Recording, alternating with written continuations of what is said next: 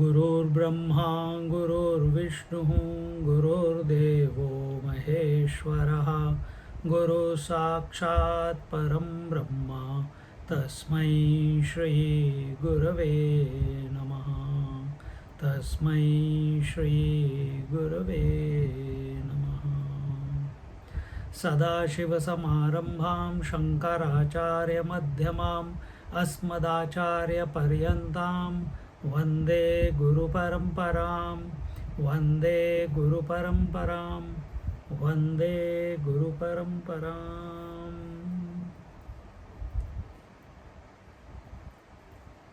We are in Prashnopanishad and we are looking at how our these 6 students, having prepared, having worked out, having assessed their life, have approached Pippalad Rishi with the desire to find some answers to their questions. And Pippalad Rishi clearly says that come and stay for 1 year with me, practicing tapasya, practicing indriya sanyamya, practicing brahmacharya, and tapasya was when self-accepted denial, self-accepted rules and regulations, self with your own freedom you give up without a complaint, and that is what these students did. And practicing indriya sanyamya, that was control of the senses, shama dama, and third is the brahmacharya. Brahmacharya was controlling your vitalities at a physical level, controlling the mind at the mental level, and thinking only about the truth. Brahmacharati iti brahmachari. So the one who is walking the path of Brahman, meaning he is continuously thinking about Brahman at the intellectual level. And in this way he said, when you have stayed for 1 year with me in this manner, where are we? In the shloka he said that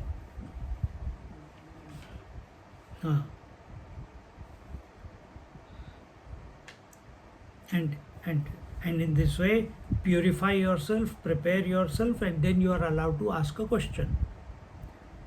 And then he does not stop there. He adds one caveat that if here it says yadi tad yushtamat prushtam vignasyamaha, and what question you have asked and I know the answer, anuddhatva pradarshanaartho yadi shabdo na ajnana sanshayartha prashna nirnayad avasiyate.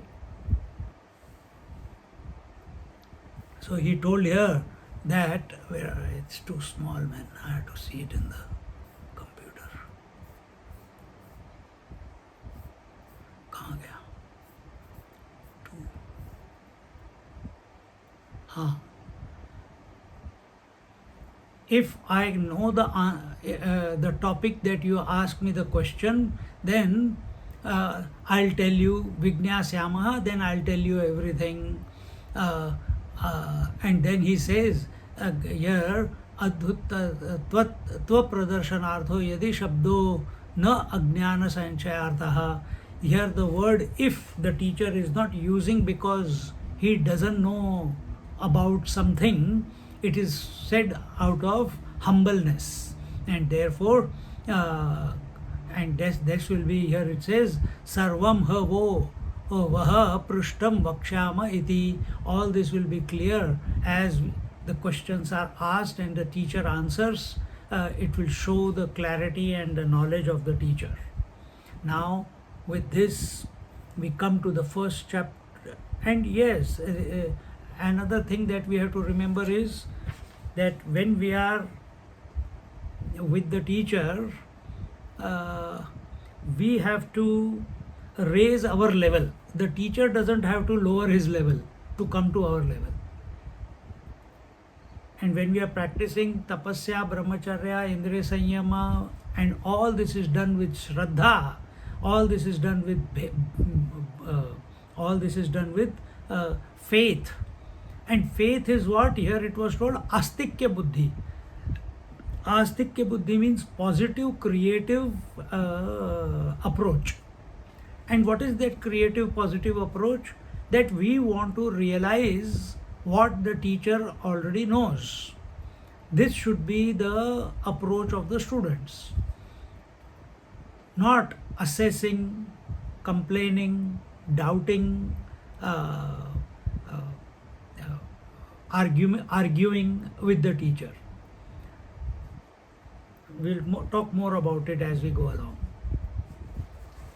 And in this way, when for 1 year the students spend the time with the teacher in this manner, then what happens? That the student, by doing service to the teacher and listening to him, following his diktats, they are able to realize or invoke or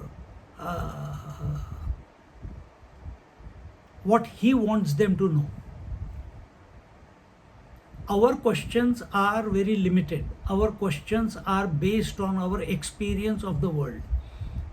Either our questions are about involvement in the world, or our questions, like these 6 people have come, they are asking questions by withdrawal from the world. But what is the teacher's purpose?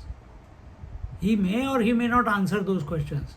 But the purpose of our service to the teacher is that we surrender to such an extent, have so much faith in him, that he is able to mold us in his own image. He is able to reveal to us through his words, even though the truth is beyond the words, through the words, the scriptures, and that faith we told you, the faith is in the scriptures, the faith is in the Guru Maharaj, faith is in the Lord, the Ishvara, whose speech are the scriptures, and the faith in our ability to that we have and maintain a positive, creative approach towards the Lord, towards the scriptures, and towards the teacher, and towards our own ability. Only when these 4 things happen in our life, and more so than out of all this, the scriptures, because they are the ones who are saying, you are that. And in this manner,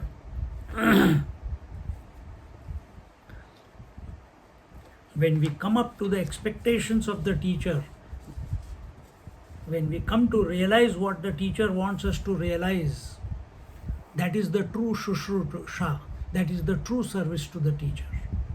With that, we enter into the first question, which is the 3rd verse. You can repeat after me. Atha kabandhi katyayana upetya papracha. Atha kabandhi katyayana upetya papracha. Bhagwan kutoha va ima praja prajayanta iti. Bhagwan kutoha va ima praja prajayanta iti. Thereafter, the uh, then, so here the questioner, who is the name? Atha. Atha means now. Now, what do you mean by now here?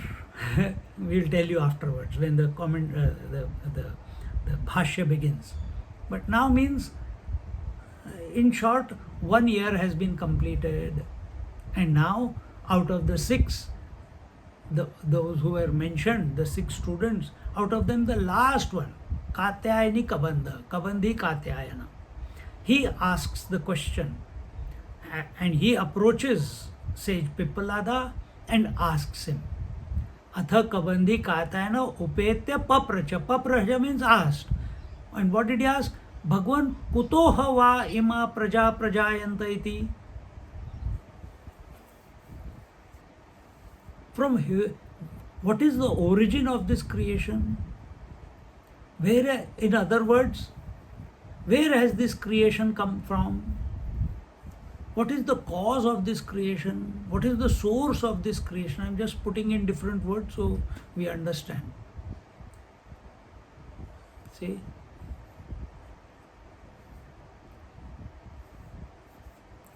The Bhashya goes, I can't read this book, it's too small. In the book that I have, it is too fine. I have to expand to see it on the laptop.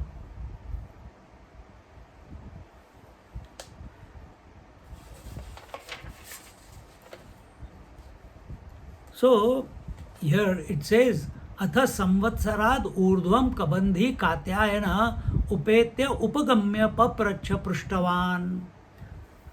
Atha means what? Samvatsarad urdhvam. Samvatsarat urdhvam. That after 1 year was over. This is what Atha means. As we told you,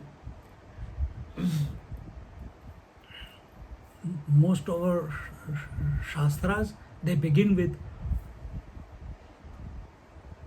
Atha and Om.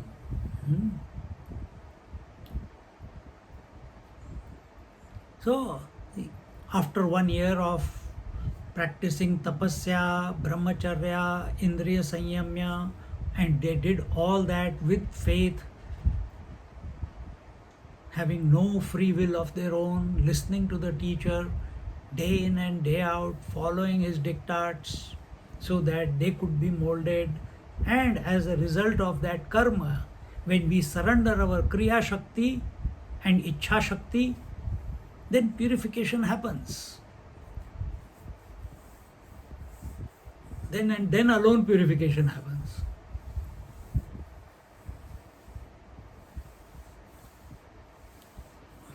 Urdhvam kabandhi katyayana upetya upagamya papracha prishtavan. Katyayan Kabandhi, he went to his Guruji, who is Pippaladji, and he went and asked, Bhagavan, Hey Bhagavan, kutah kasmad va ima brahmanadyaha prajaha prajayanta utpadyante. He said,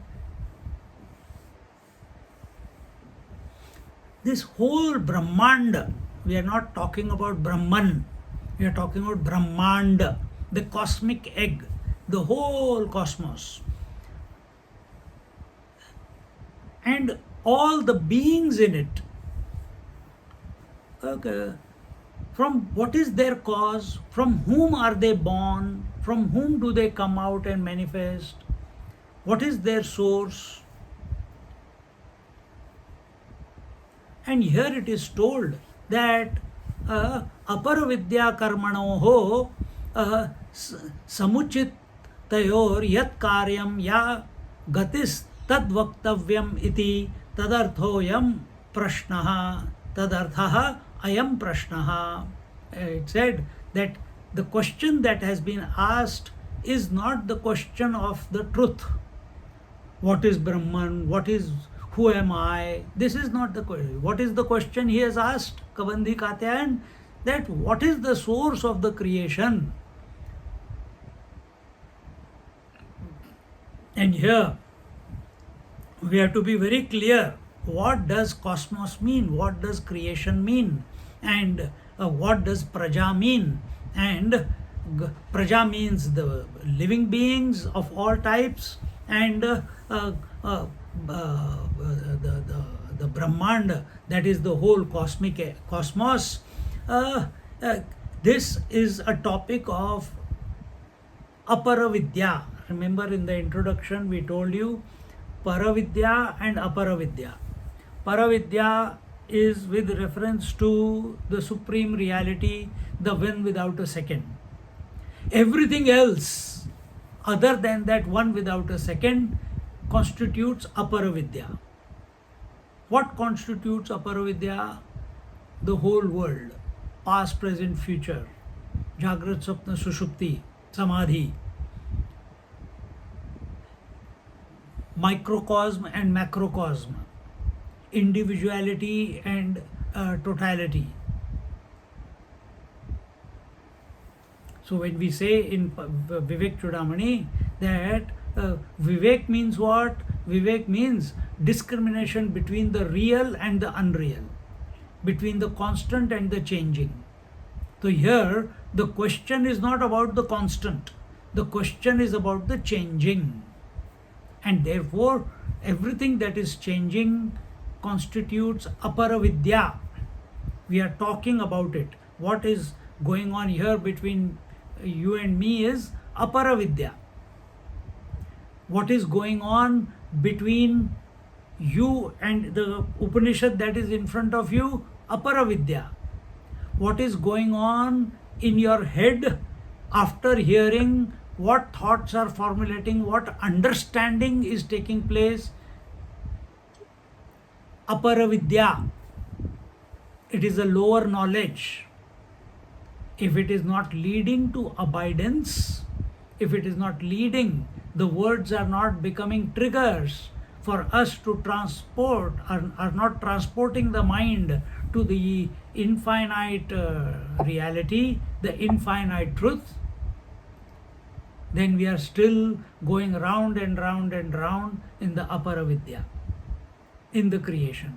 Creation is cyclical.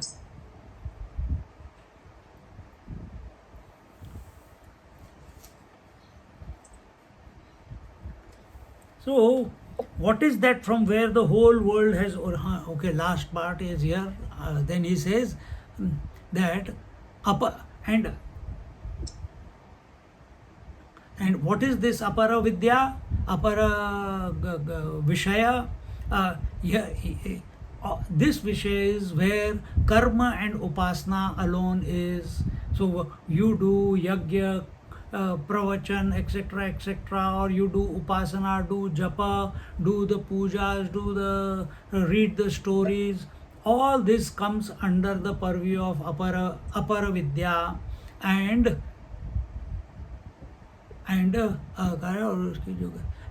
whatever is the result of the apara vidya, that also must be mentioned, and therefore this question has been asked. So here it says that when we ask a question of such type, that what is the origin of the whole creation or the whole world, we have already presupposed in our mind that the world is an effect and we are looking for a cause for it. This is the first presumption that we have made about it. Actually speaking, has the world been created and has the world been destroyed? Does it come out of somewhere? Ask yourself. Here the masters say, the world is not created, the world is. And when you accept the world as it is, rather than get into cause and effect, rather than get into cause and effect, then alone your mind will be free of all the questions. And otherwise, uh, uh, this is the main mistake that a seeker makes in his spiritual journey, and that being that he looks for the source of the creation, he looks for the source, the origin of the creation, he looks for the cause of creation. This is the fundamental mistake that the seekers make, and therefore, uh, when when we uh, when we take an event, when we take an experience as an effect, that this is waking, where did the waking come from? Immediately we become responsible naturally to look for a cause from where this effect called the waking world has come about, or if something has happened, pain is there in the leg, immediately we have accepted the leg, immediately we will find we'll look for the cause of the pain of the in the leg, because we accepted this leg is mine, this pain is mine. In duality, where there is cause and effect, there is duality. Where there is cause and effect, there is origin and dissolution. Where there is cause and effects, there is manifestation and unmanifestation.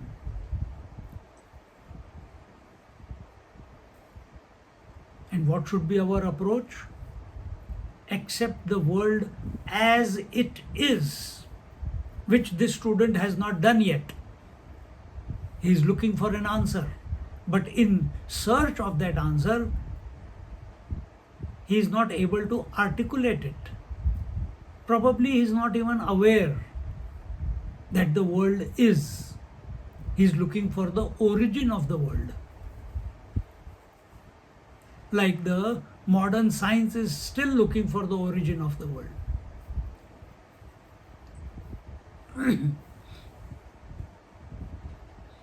So, when we talk about this apara vidya karmanaha, so apara vidya is talking about the relative world. So the question is about the relative world.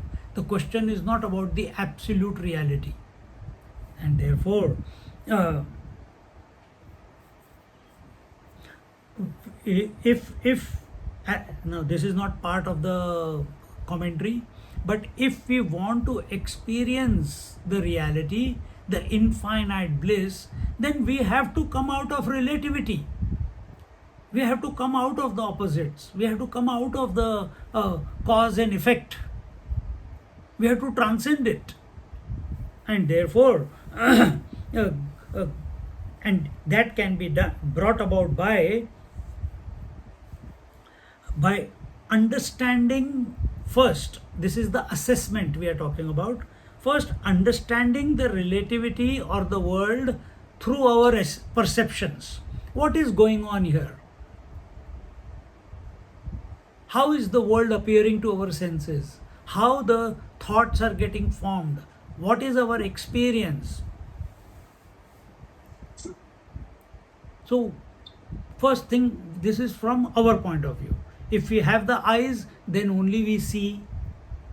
If we have the five senses, only then we can receive the stimuli. If one or two senses are missing, then the experience is also not complete. We see the whole world straight, but the whole world is being experienced inversely inside the eye. The image is formed upside down, not the way you are seeing everything straight, but the image that is created in your eye is upside down, inversely opposite.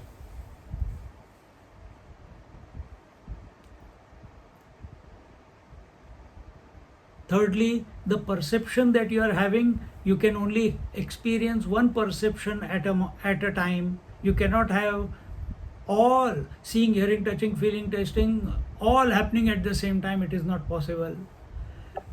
It seems it is happening that way, but when we analyze, it is not. This we come to know how? We come to know about it through the scriptures, that and scriptures are taught to us by a teacher. So understanding according to our perceptions, then understanding the world through the teacher. Where is he sitting? How is he experiencing the whole world?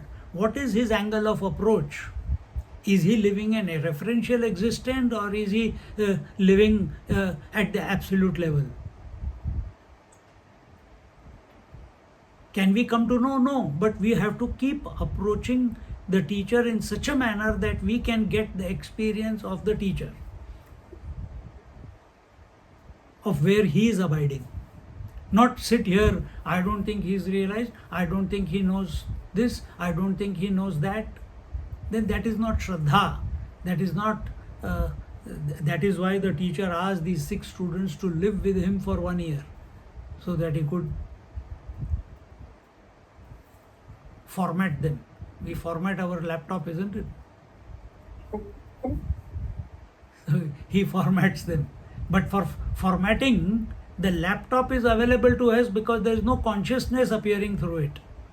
But when it comes to a seeker, a student, he has his own free will. And as I said, if he is practicing tapasya, austerity, sense control, and brahmacharya, and he is doing that with faith, then there is a possibility that because of his availability, the teacher will be able to format that person. And it's not that teacher is after someone and not after someone, or purposely he is troubling someone. No. All reaction comes from our misunderstanding the teacher. The teacher's disposition is unconditional love towards everyone. Teacher's predisposition, if I may say, is he sees the potential in everyone. That what is that potential? That everyone is already realized, they just don't know it. So he is not there to trouble, he is not there to judge, he is not there to practice favoritism. So we have to understand, not follow the actions of the teacher. We have to understand the world the way teacher understands the world. So when we studied Bhagavad Gita, our teacher told us that study the Bhagavad Gita from the point of view of Krishna, not from Arjuna's point of view. Because Krishna knows the overview of the everything, therefore he is able to present the Bhagavad Gita. When we take the standpoint of Krishna, then Krishna will reveal.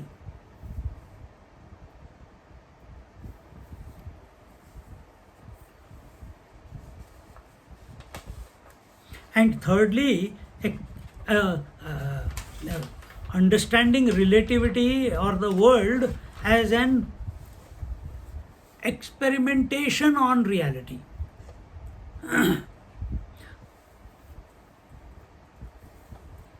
And what do you mean by this? That just like a husband is the substratum, husband, father, son are dependent on the man. And man alone is expressing through husband, son and father. There is mutual dependence. There is mutual dependence. This mutual dependence has to be understood. And for this, the teacher told here, apara vidya karmanaha, so that through karma one should purify, we should purify ourselves, uh, because karma falls in the purview of the material world, and therefore, or in other words, in the purview of relativity, and therefore first do the karma. For clarity of that, read chapter 2, 3, 4, 5, and thereafter do upasana. Upasana means where upasana means, for example, you can do puja, you can do archa, you can take an image and keep looking at it, or read the stories of the Lord initially. Then as your love and interest grows, and you start taking the name of the Lord, or chant Om. And how do you chant Om? Vaikhari Madhyama Pashyanti Para.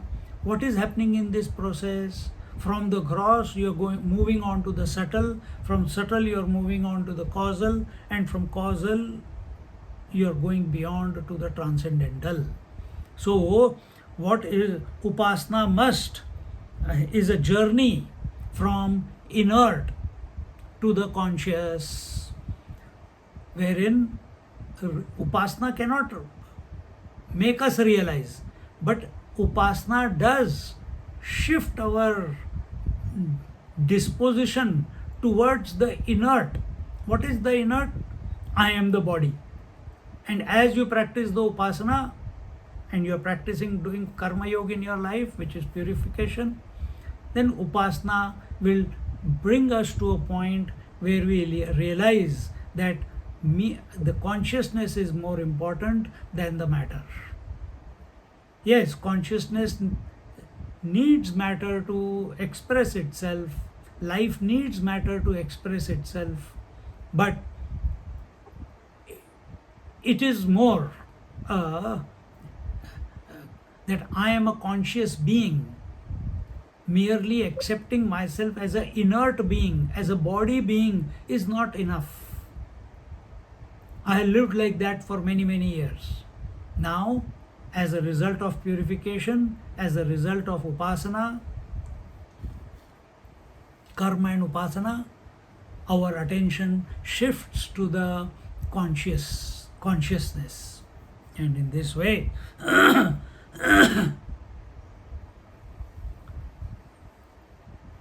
and this consciousness alone is the truth. This consciousness, and as long as we are practicing karma and upasana, we are practicing apara vidya. And as long as you are practicing apara vidya, you can never, never, never come to know the truth.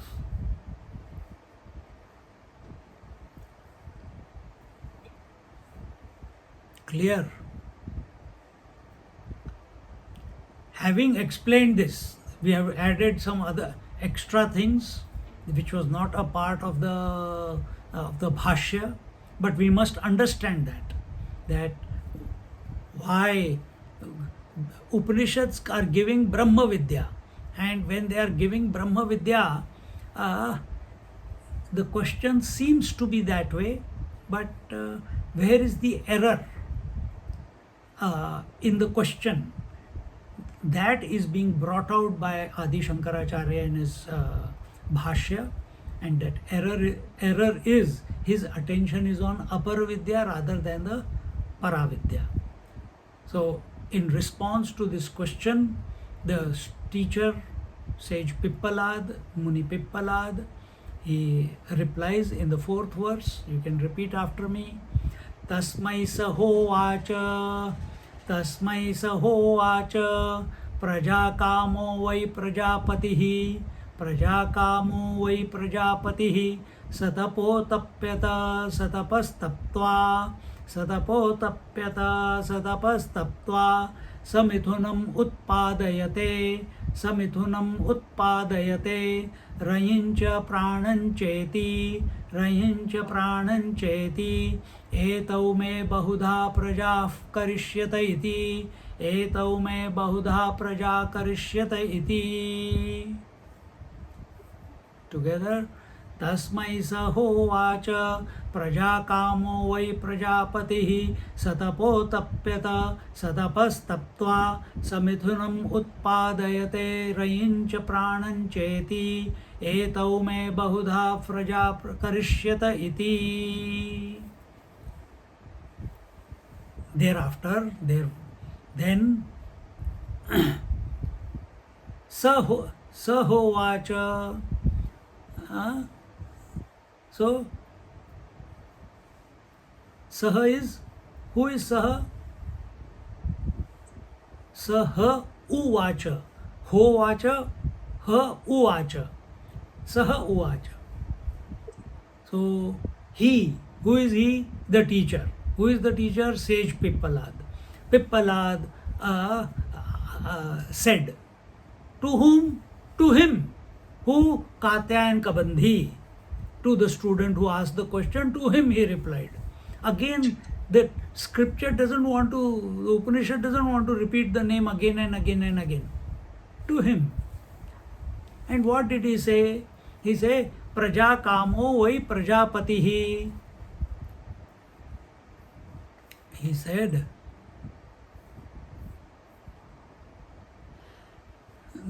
the creator, Praja kamo vai prajapati. The kama means desire. Praja means the creatures. So the creator, desirous of creatures, performed penance and vai prajapati. So Prajapati is the creator. He did, having the desire, what did he do? Satapo tapyata satapas taptva. He performed penance. And having performed the penance, what happened? One moment. Samithunam utpadayate. Then he created a pair. As a result of penance, a pair was born. What is that matter? What is that pair? Rayincha pranan. What was it here? Rayincha pranam cheti etau me bauda praja karishyata iti. So he created the pair Rayincha pranam. So here the matter and energy, thinking that they together would variously produce creatures for him.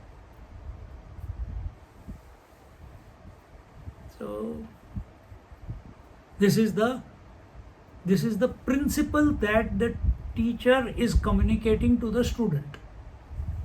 In this verse number 4, what is the origin of the creation was the question. Instead of saying the tree came out of the seed, no, that is not the answer. Here the principle is being mentioned, and the praja and when he created that pair rayi and praana, and what was the thinking behind that of being of doing that tapasya and producing the pair? He thought that these two will come together, rayi and pran will come together, and they will create more children. They will produce more, and with that intention he did the tapasya. So this has to be understood now. For that our Adi Shankaracharya ji tells gives the bhashya. Tasma evam pruštavate sahovacha tadapakarana karanayaha. When Kabandhi asked him such a question to him, to remove the doubts from the mind of Kabandhi Katyayana, Piplad said, Praja kama praja atmanaha sisrukshurvai prajapatihi sarvatma san jagat srakshami iti evam. So he said, someone has their audio on, please put it off.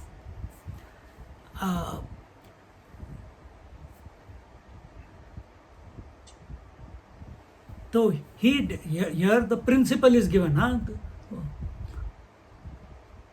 And what is he saying? Praja kamaha, praja atma sisrukshurvai prajapatihi. With the desire to create, to have a, to create a creation, to create more beings, with this desire, the Prajapati, the Lord, the Ishwara, whatever you may call it, he said what? Srikshoi Prajapati Sarvatma San, Pati Sarvatma San. He said, I am all pervasive and if I am all pervasive, what is lacking in me? Nothing is lacking in me. Then I can desire, and I will desire, and I will create. And this way he thought, and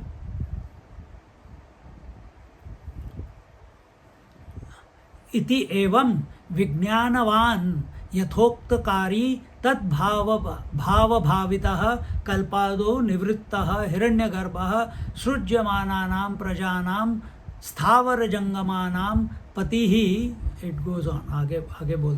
We'll read again afterwards. And in this way,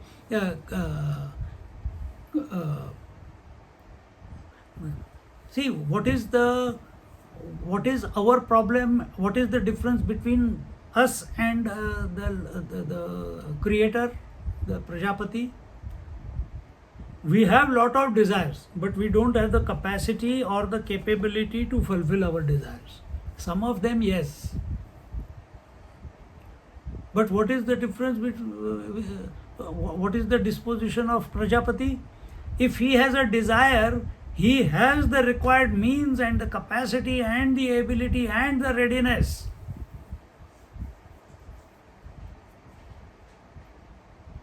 To create the creation also. See? He has got no doubt about his ability. We have doubt about our ability. He has got no doubt.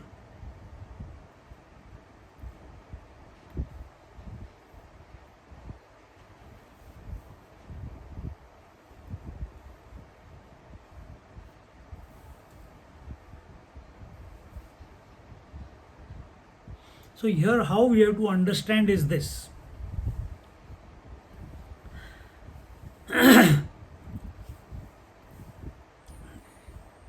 Because it is a principle. Afterwards we will see what the teacher tells. Here prajakama means he who is desirous of producing. And producing what? That is the question.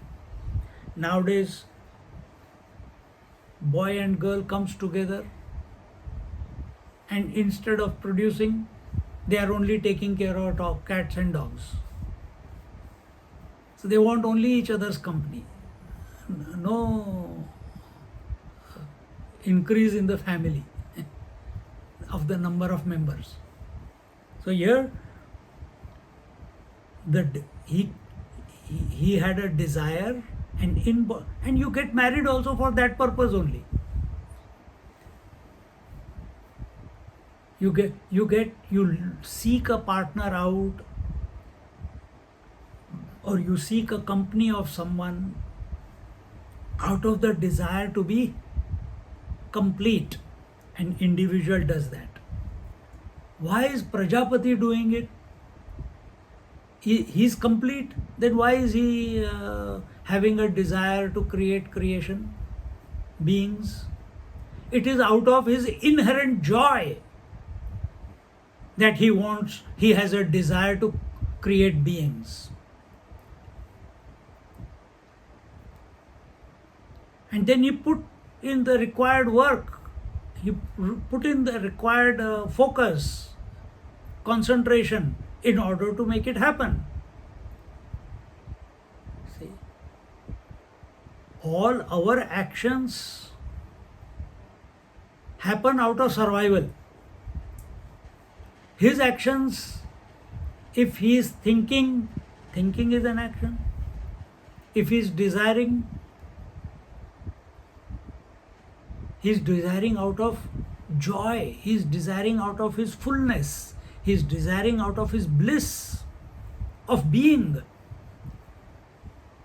Are we listening out of bliss, or are we listening out of, where is this topic going? Why can't we cover the 6 questions? Listen to the first chapter, first lecture. All 6 questions are already answered. You can come back to the last one.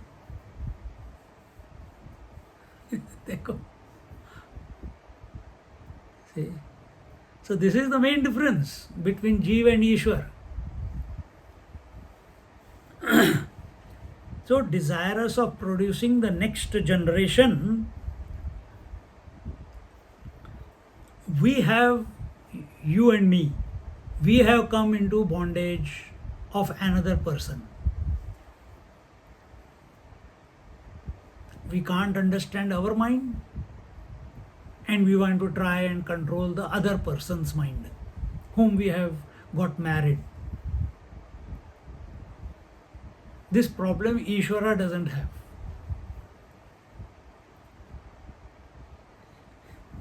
This is our problem, not his problem. So, because we have this problem, we have not understood our mind, so we become sansari, we get identified with the other, we get identified with the desire, we get identified with the person in order to do whatever, live together or produce. And then rest of the life, arguments, you wash, I cook, I dry, you wash, and it goes on.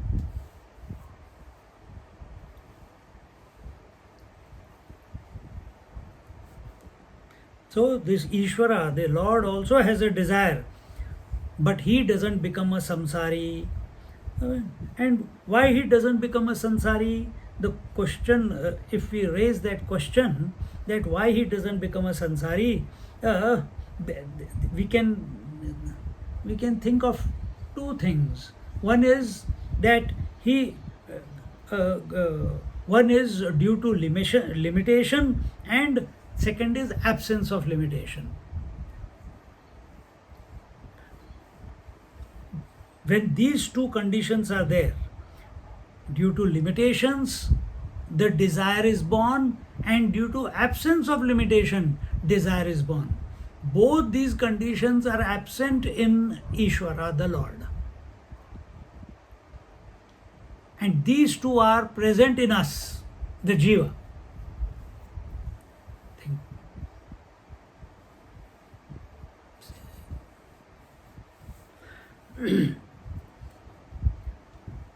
So if there is an absence of something in our life, it prompts us to go and search for it, seek it, gain it, experience it.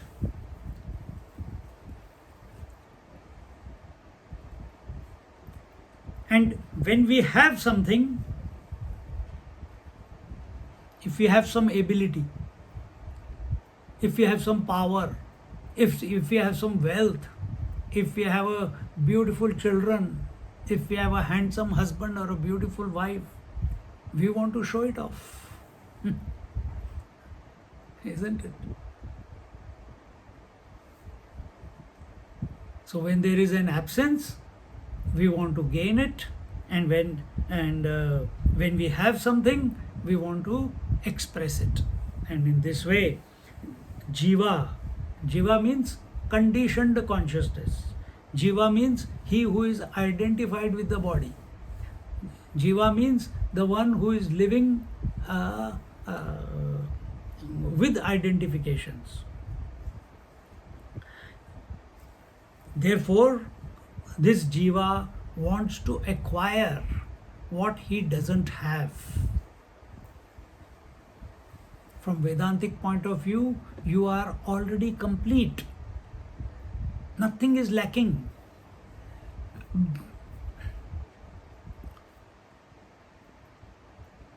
But from Jiva's point of view, I think I am not the truth. I think I have to do some sadhana. I think I have to do this. I think I have to eat to survive. I think without breath I cannot live. I think I am getting old. Before I die, I want to realize. I want to have darshan of the Lord.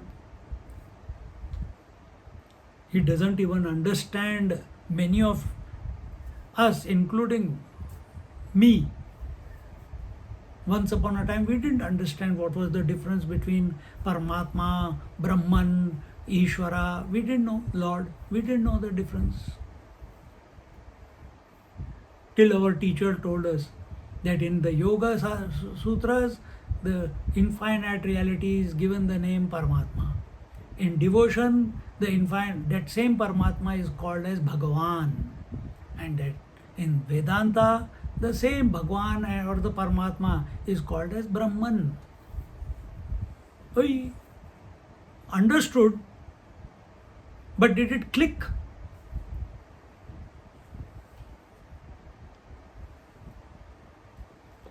And don't forget that you are Tattvamasi.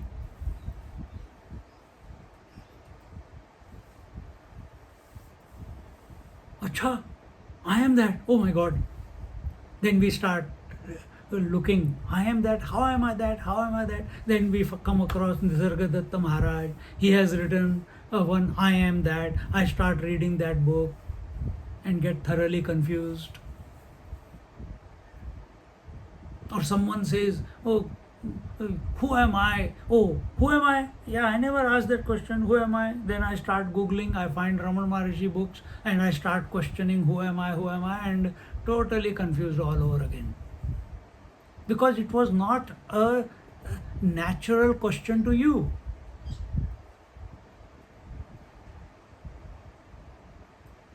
You want to complete. Why you want to complete yourself? Because you think you are incomplete. And what do the scriptures say? You are complete. So here when the teacher is telling that the Lord created the creation, He created the creation not out of incompleteness. He created the creation out of completeness. It is inherent in Him to manifest as the creation. He does not create. If when we say prajakamaha, He did not have a desire to create out of any lack. He was not missing something in Himself that He created the creation. It is a natural expression of that one. The ocean is not desiring waves. It is inherent within the ocean, the appearance of waves. Whether there are waves or no waves, they are inherent within the ocean. And they appear. Sometimes there are many, sometimes there are less, sometimes there are none. Just like you. Sometimes in deep sleep, no thoughts. In dream, many thoughts. In waking, some thoughts. Waves. And where are these thoughts coming or not coming? Manifesting or not manifesting? In the consciousness that you are. In the reality that you are. In the completeness that you are. But question is, I think I am not complete. There is something lacked. I have done so many wrong things. I got so many desires. I got such a big long bucket list. I got to travel the world. I have to achieve that. I have to achieve this. I want to become a millionaire. I got blah blah blah blah. That list doesn't end. Why? Because the basic premise is I am incomplete. That is the jiva. He is also creating, and therefore he is seeking. Therefore he is desiring a wife, a husband, children, job, house, food, relationships.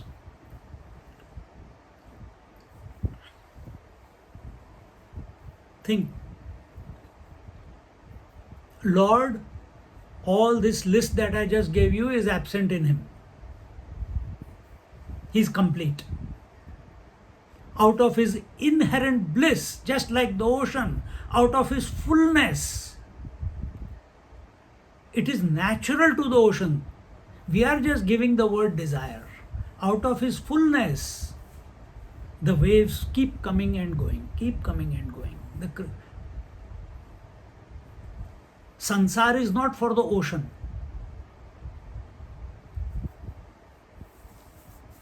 Sansar is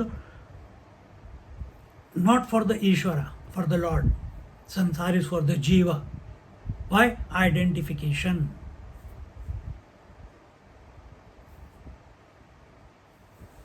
The day we realize that we are also,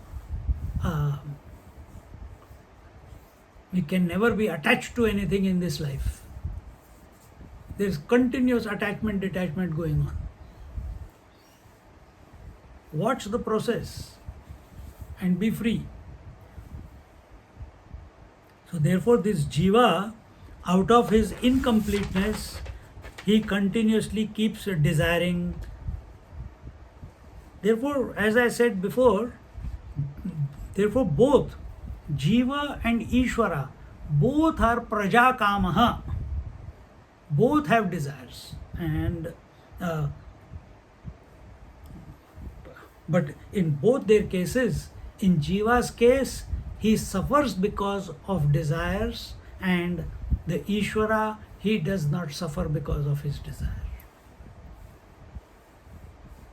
You can see that expressed in Rama's life. You can see that expressed in Krishna's life.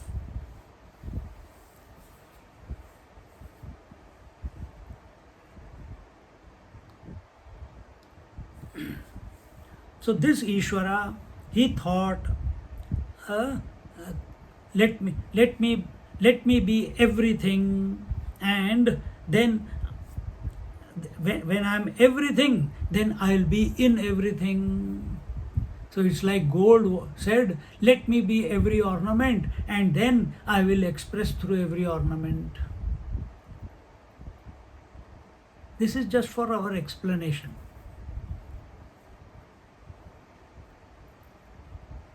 The Akash decided, let me be everything. So he expressed as air, fire, water, earth, and that space element is in and through all the other four elements.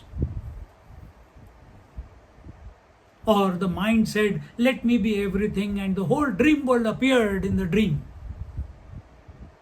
So first mind projected the world, and then this is just for communication purpose. First the mind projected the world, created the world out of himself, and then he entered the world. Meaning every body, everything that was created in the dream, that mind alone is pervading that.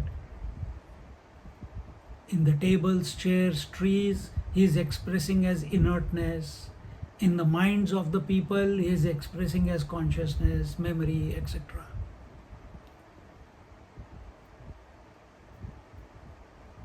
See?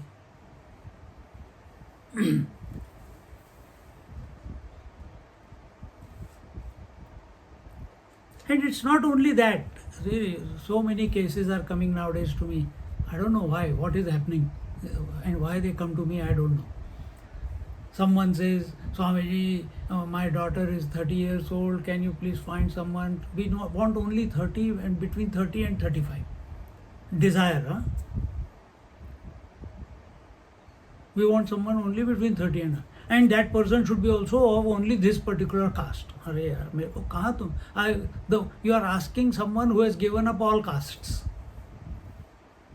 Another person says, Swamiji, I got this, my son, and they are living in India, and their son is here, and can you look for a girl for him? He's about 39 years old. I can't ढूंढूं यार. If I had to look for a girl, I would have got married long time ago. They don't want to come to satsang, but they want me to find girls and boys for girls and boys. Desire we are talking about. So they have a child, they have a desire, and this situation is in many houses right now. So many youngsters, but all spinsters, and they can't find.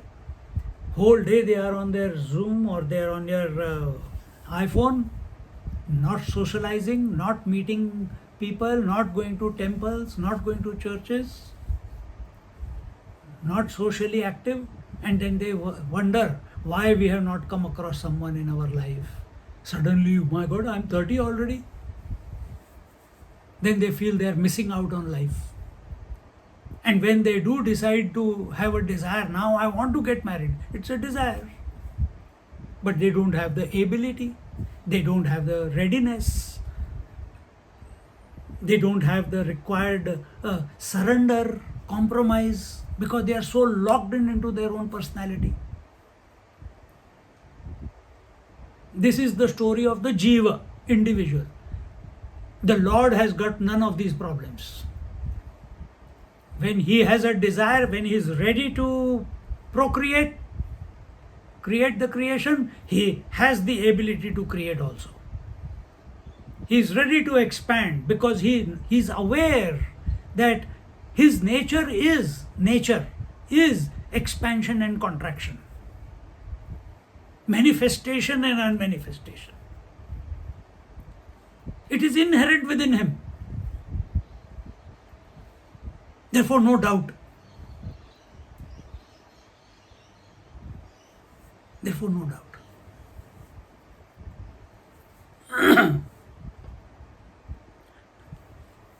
And then, when he became aware of that, when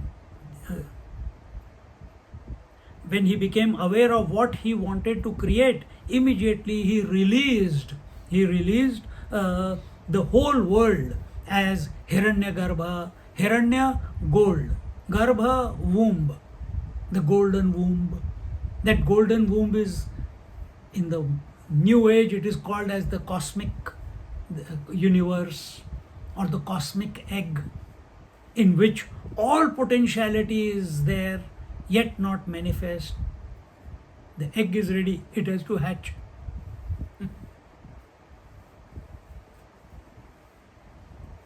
See? And thus, having created, manifested the Hiranyagarbha, he, with respect to the Hiranyagarbha, the womb, he becomes the Prajapati, the father. He is the first father. Just like man, he becomes the father with the first child. Otherwise, who is there to call him father? And that first father is the Prajapati.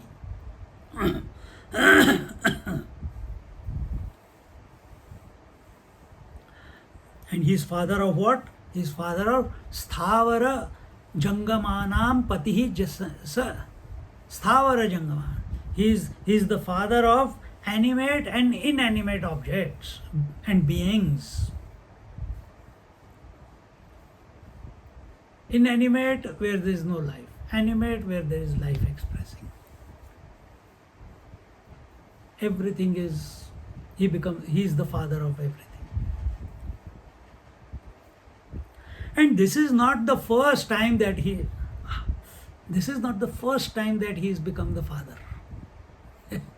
With every cycle of creation it happens. Because after the creation, whatever its cycle is of this universe, when it goes back to unmanifest, everything is standstill. Then again the desire comes. Then again the whole creation sprouts forth. Then again Brahma, Vishnu, Mahesh comes. Then again the five uh, uh, uh, great elements come about. Then again the whole Srishti of animate Sthavara Jangamam. So, Patihi sajanmantara bhavitam jnanam shruti prakashitartha vishayam tapaha anvalocha pada tapyata.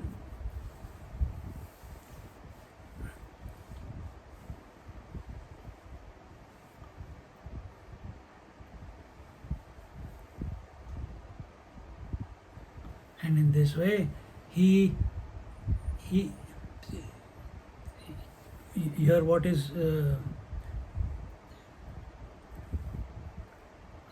the world, if we see, it is, we as a jiva, we accept the world as the same. What was yesterday is today, and what is today will be there tomorrow. But what is the truth of the world? What is the reality of the world?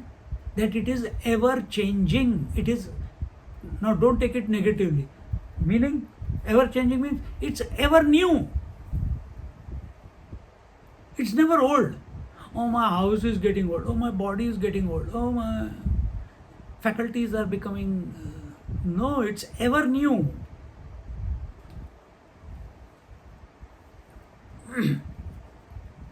Every wave that appears on the ocean, every wave that appears on the ocean is a brand new wave.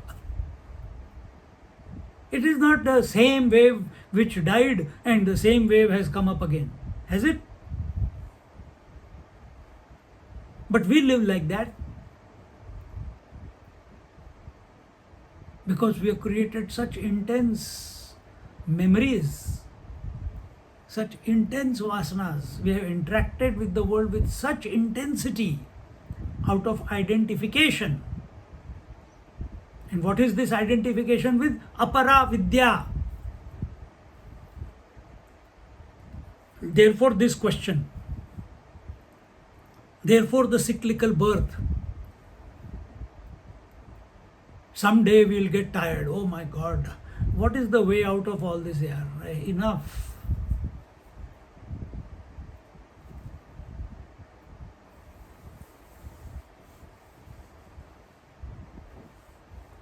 So in this, just like every wave is present in the ocean, past, present and future of every wave is present in the ocean. Either that wave is unmanifest or that wave is manifest, or there are many unmanifest waves waiting to manifest. And every wave is a new one. Exactly the same way, all knowledge is inherent within this divine Lord. Nothing is lacking, it is complete. And therefore, every knowledge, if we want to say that way, every knowledge is present in this world. If you take the New Age world, it's not Shankaracharya's commentary. In the New Age, they say the Akashic records, that all knowledge is present in space, in Akash Tattva. And if you can access that Akash Tattva, how do you access it? Through Om. You can gain all the knowledge. Narad Muni did. Markandeya Rishi did. Many other Mahatmas, Sage Vashishta did. Sage Pippala did. You can also. You have to accept. What? I have all the. No, that I am complete.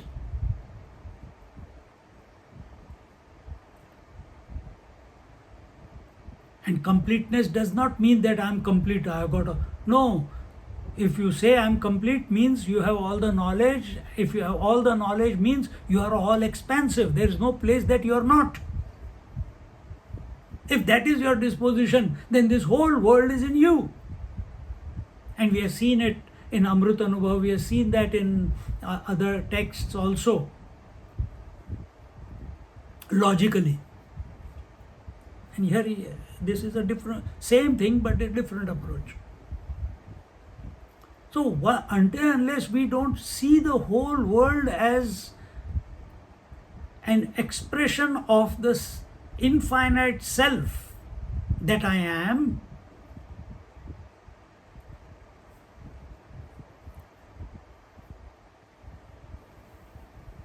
till then we'll remain as a jiva. Till then we'll remain as identified to the body.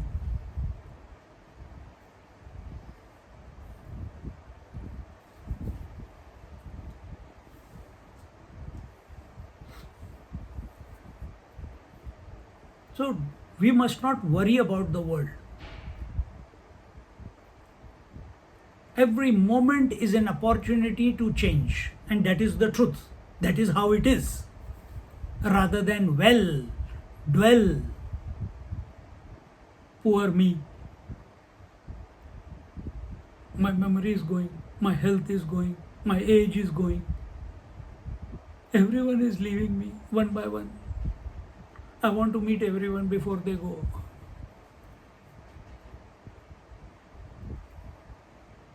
Jivahood.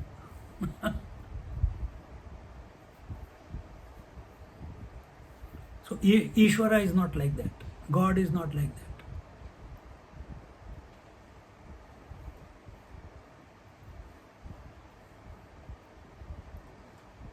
So whatever is told in the scriptures, because scriptures are the speech of the Ishvara.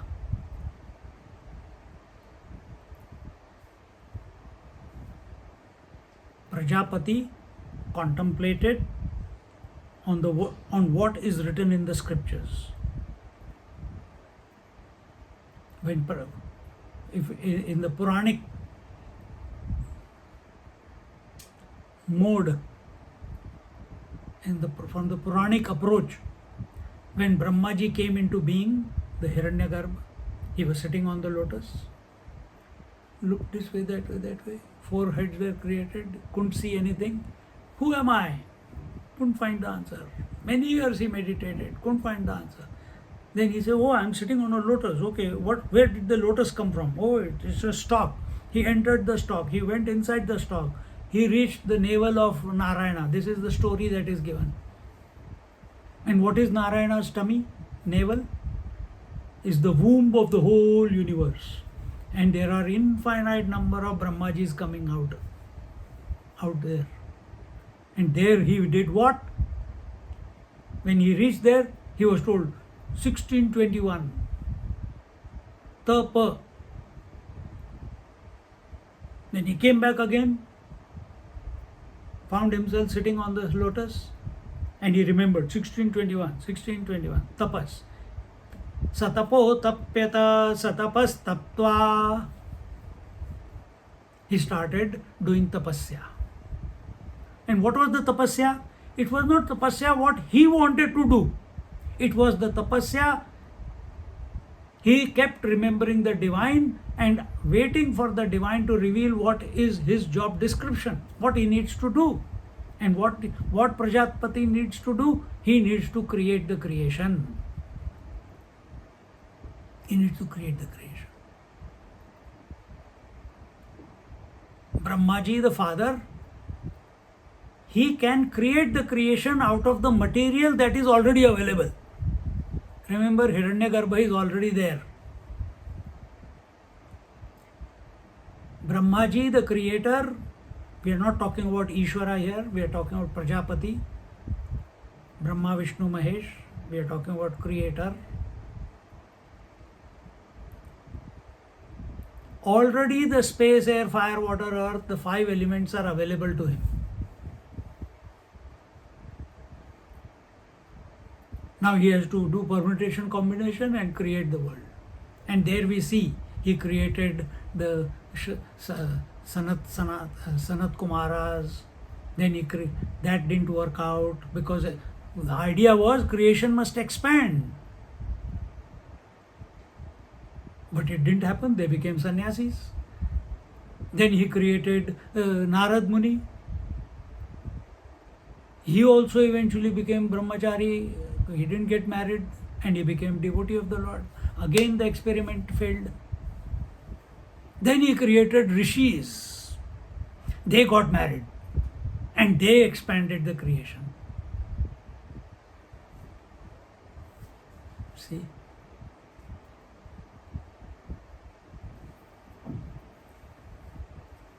So satapotapyata satapastaptva अथ तु स एवं तपस्तप्त्वा श्रौतं ज्ञानम अन्वालोच्य सृष्टि साधन भूतं मिथुनम उत्पादयते मिथुनम द्वंद्वम उत्पादितवान्.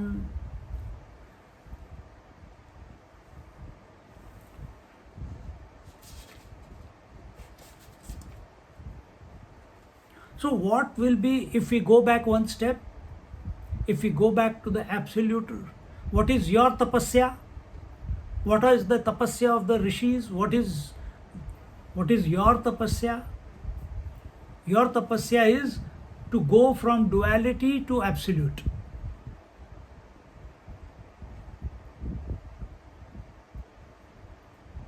Your tapasya is to give up the individuality and to realize the infinitude of being that you are. This is your tapasya. What will be the tapasya of the absolute reality? That I am one, let me be many. That will be his tapasya. And that is going, don't take it as again cause and effect. It is going on. We are just putting words to what is going on.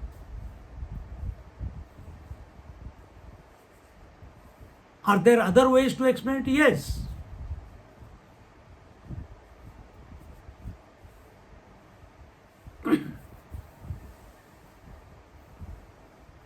So our tapasya is to give up the status of duality and realize the absoluteness. And the tapasya for the non-dual reality is to give up non-duality and express as duality. Both ways. This is going on. Satapotapyata. That one, in Amrita Anubhav it came, that one Paramashiva desired. There also it is same thing. He desired. And the moment he desired, he became, because desire is an aspect of your potentiality. The moment desired, Shiva Shakti. Then that Shakti became Trigunatmika.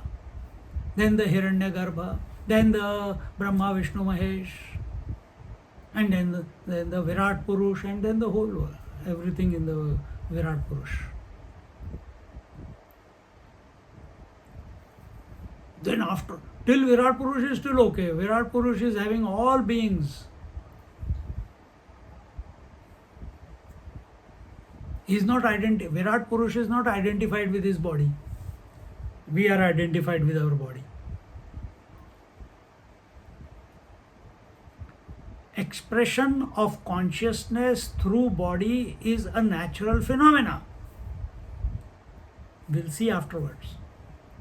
Expression of life through body, life means mind, expression of mind through the body is a natural phenomena. Nothing can be done about it. Then what is unnatural? Identification that I am only this body is a unnatural phenomena. Giving up your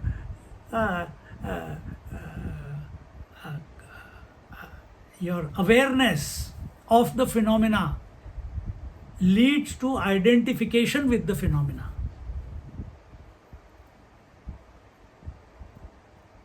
When we say that every day waking, dream and deep sleep come and go, you all accept. Then why are you identified only with the waking body? Then you should get identified with the dream body also. Oh, I do get disidentified with the dream body. When I wake up, I don't remember what body, how old I was in the dream. Very good. Very good. Good point. Then why don't you do the same with the waking body?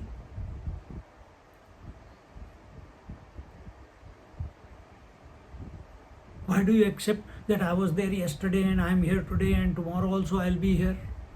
With all the possibilities and options and desires and bucket lists from yesterday are transferred today, and from today, if they are not filled up, completed, they will be transferred tomorrow and I'll wake up to them. You don't do that in the dream.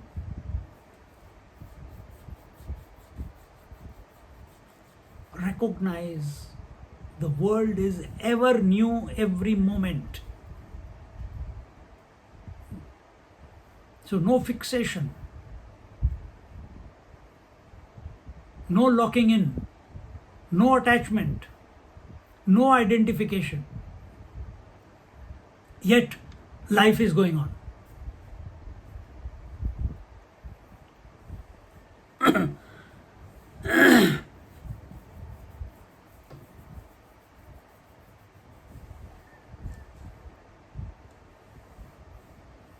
And therefore, he gave up the status of non-duality. When he gave up the status of non-duality, he expressed as duality. And what is that duality? So in that duality, the first step is creation and the second step is dissolution. So duality, creation and dissolution.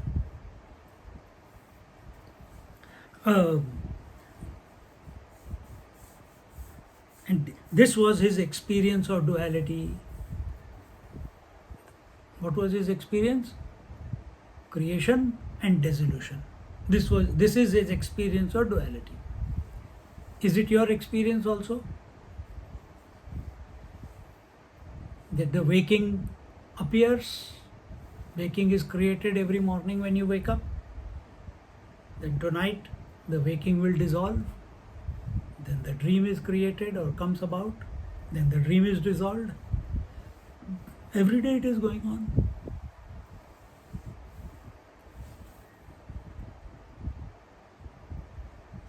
You are identified, he is not.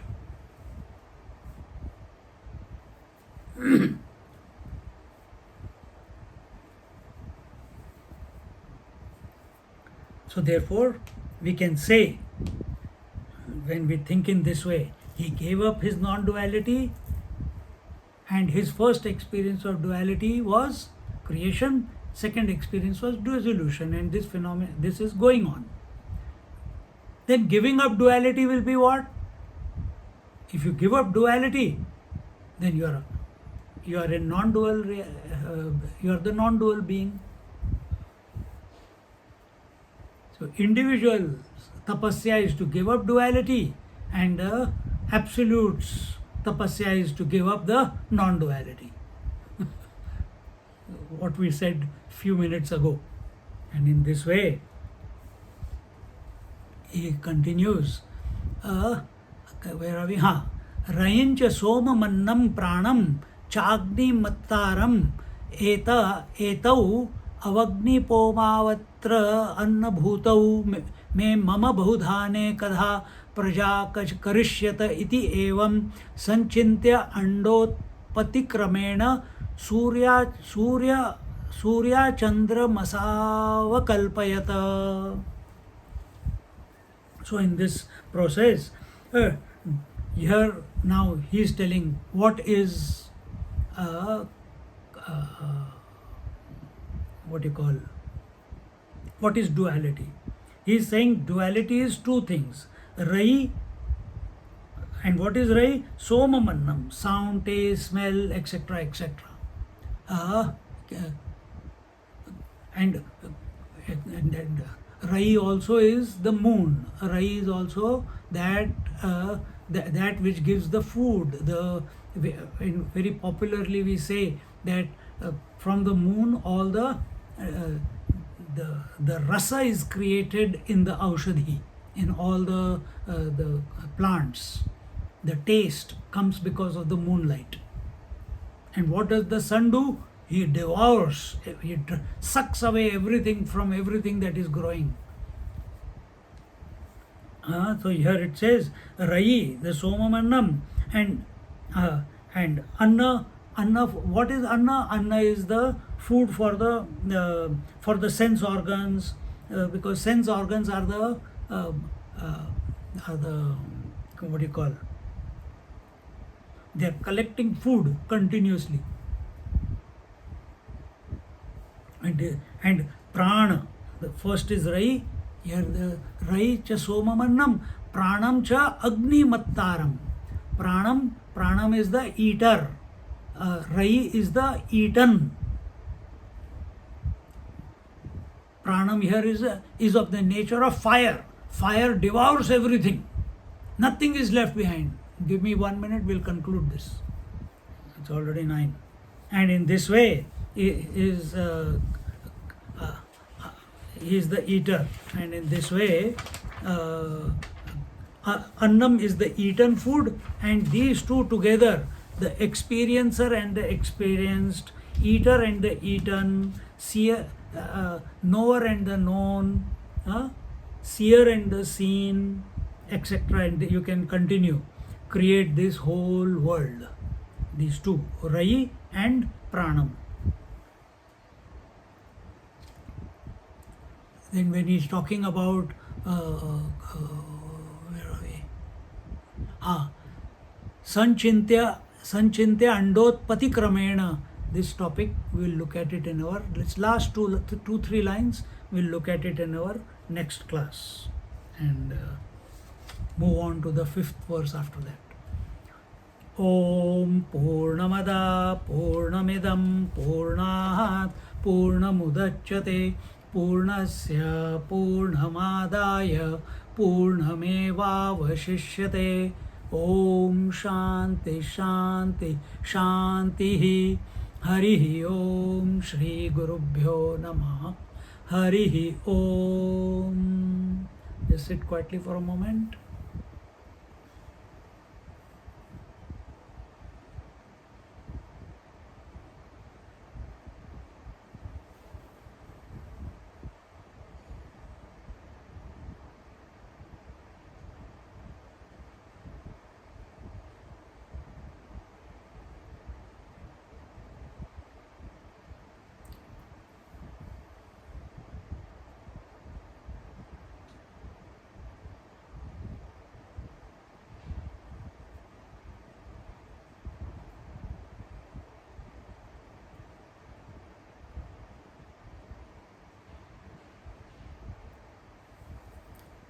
Hari Om.